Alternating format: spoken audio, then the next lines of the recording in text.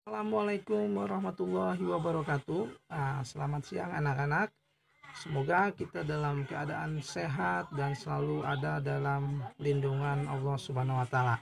Oke anak-anak, sekarang hari Kamis 16 April 2020. Nah, untuk materi SBK kita akan coba penilaian harian atau ulangan harian.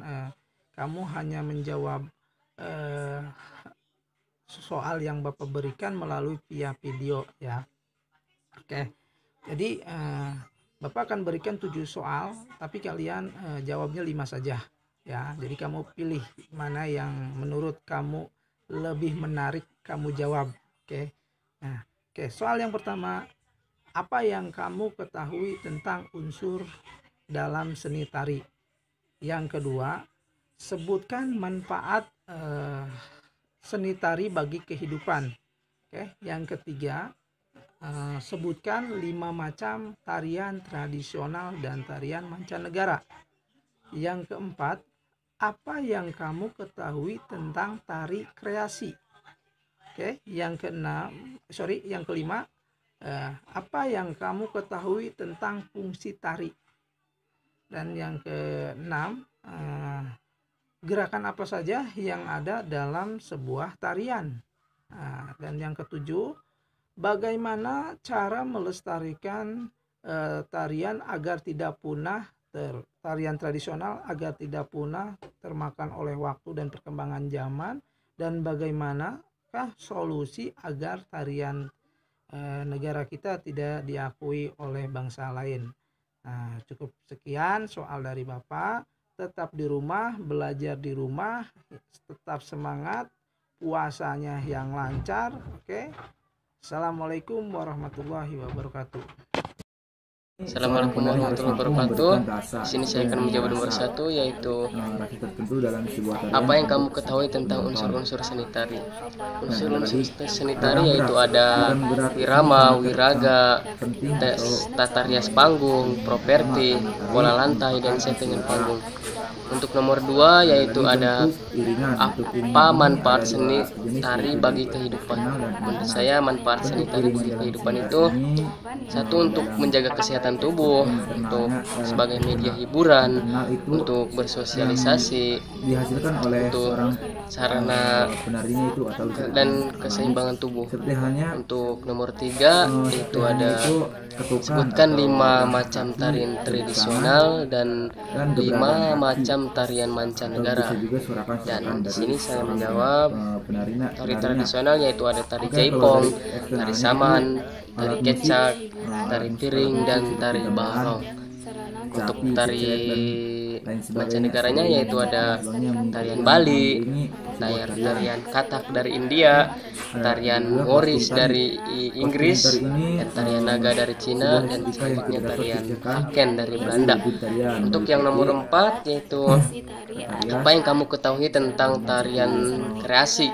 Menurut saya tari kreasi itu ya seni tari yang merupakan gerakan yang berirama senada dengan alunan musik yang dilakukan di tempat tertentu.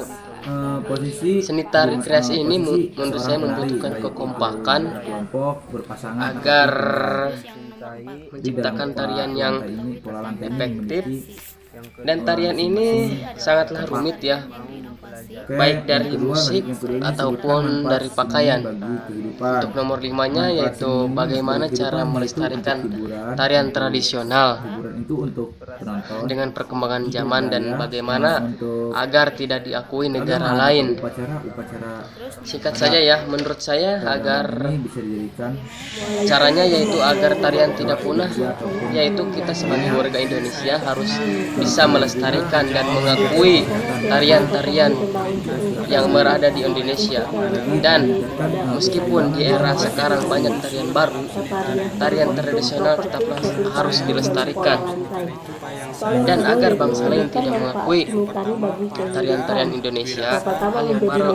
Hal yang harus kita lakukan yaitu kita harus mempertunjukkan atau mempertontonkan tarian-tarian yang ada di Indonesia ini, dan kita harus melaporkan kepada UNESCO agar bisa diakui.